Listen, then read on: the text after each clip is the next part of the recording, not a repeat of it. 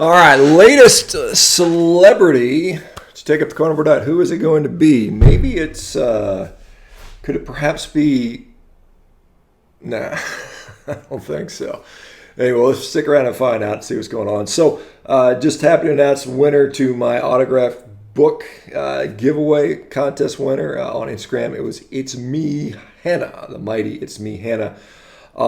Basically, it was in conjunction with our refer a friend deal at MeterX. So if you, and that's still going on, by the way, guys. So if you sign up at MeterX.com, even through our free membership program, and you get another friend to sign up at MeterX.com, even again through our free membership program, both of you guys will receive a free a free coaching session for both of you. So I think it's a pretty damn good deal. Coaching sessions on their own are $18 for 30-minute session, which is just incredibly affordable. Again, my mission is to bring this to as many people as possible. We want to make it accessible and help as many people as possible. And, the MeterX membership, if you decide to continue on, we have, savings, hundreds of dollars of savings on products that we've negotiated discounts for our members. We have expert meetings every day. We have support meetings every day.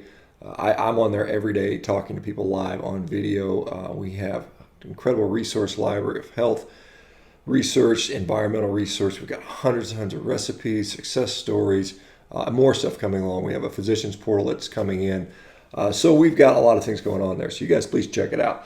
All right, a little update for myself. You guys that may or may not care, but it's one of those things. People said, "Oh well, a meat-only diet. You need carbs to do like highly glycolytic activities, something that requires a high gear." That was one of the complaints. You can't reach that high gear.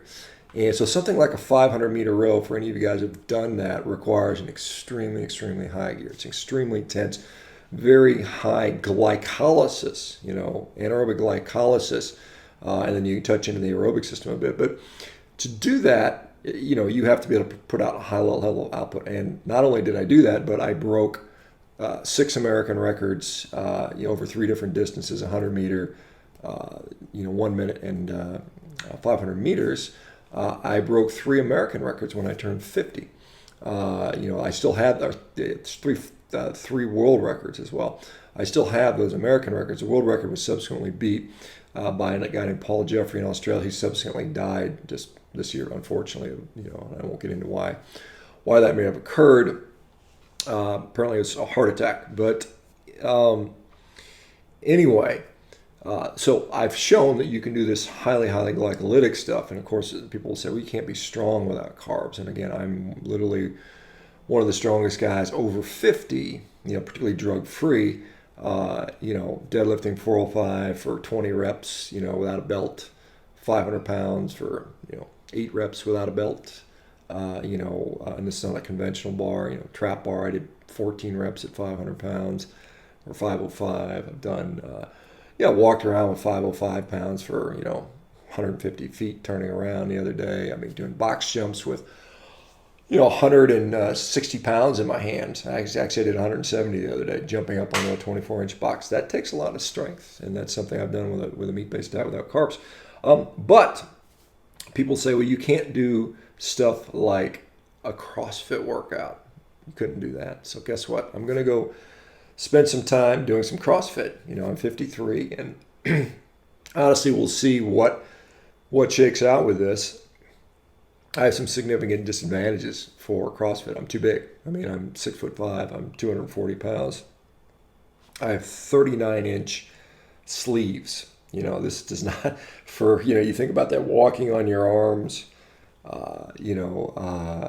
handstand push-ups, muscle ups, those things are extremely leverage-wise disadvantage for that stuff. But I have some strengths as well doing this stuff. And so I'm going to, get coached properly with good technique. I'm not going to go hurt myself.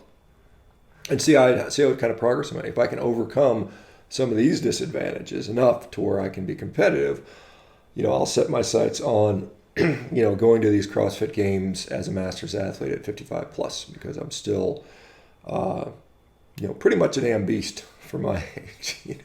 We'll see if it translates. If it doesn't, I'll switch into something else, but it's something that would change the pace for me, just because I've been, rowing for 7 years, and I like I said, I always do better when I have a different objective in mind. That's what's kept me, when I won the Highland Games World Championship, when I was a strongman competitor, when I was a track and field masters athlete setting All-American standards in 3 events, when I was 5th in the United States in strongman back in the days when strongman was just first starting in the U.S., when I was anyway, a top level rugby player, all those things. I just, once you change it up, so it'll be exciting. I'm very excited about this, so we'll see. Should be fun. Might be just totally crazy.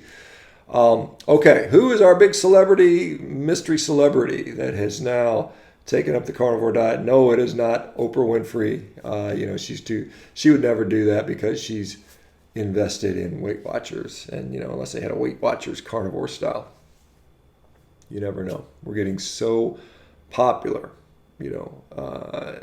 Carnivore is becoming talked about in all nutritional circles right now, and some people are still dismissing it, but the results that you guys are getting, the results that you guys are sharing is literally changing the world, and we're going to continue to do this.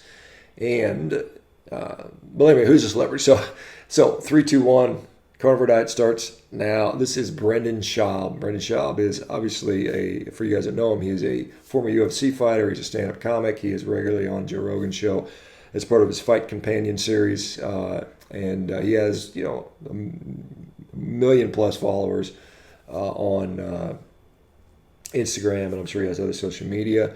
And it's not that someone who has a lot of followers has any more credibility than anyone else. It doesn't really matter. I mean, he's obviously not an nutritional authority, neither is Joe Rogan, but they have influence, and this is the reality of the world. When Beyonce tells everybody to go vegan, people do it.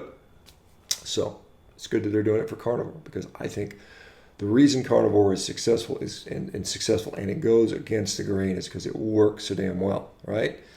I talk about it in my book, The Carnivore Diet. This is the end of the day. Results are what counts, guys. And for you guys that are in there listening to the, and this is the deal. We're not a religion. We're not quoting from the second book of Dean Ornish, chapter 3, verse 22, or the Old Testament of Ansel Keys and chapter 9, verse 127. This is not religion. This is science is evolving. The results people are getting, we are evolving. And again, goal: take sick people, make them not sick. Don't sit there and go, oh, well, don't do this because in 20 years you might have a heart attack, or in 30 years you might get cancer, or we think you might not live quite as long. That's all BS, okay? No one can tell you that. There's no studies out there that can support that in any meaningful way. So don't listen to that, folks. Listen to yourself. Be objective. Go from sick to not sick, and stay not sick. That is the key. That is the only message when it comes to health that you need to be concerned with. The rest of this stuff is complete and utter speculative and mostly nonsense, right? For those people that think they're going to save the planet, because here's the deal. As the science shows, as the health shows, that meat is actually healthy, that people that eat a meat-based diet, even a carnivore, a fully carnivore diet, are getting healthy, and clearly it is a healthy diet. So now the pivot is, well, save the environment, save the environment from cow farts, This is largely marketing. You guys that fall for that are being misled. This is purely in the interest of profit, taking cheap industrial products like we talked about, cottonseed oil, insects, cheap, monocrop, turning it into quote unquote meat. That is not healthy for humans.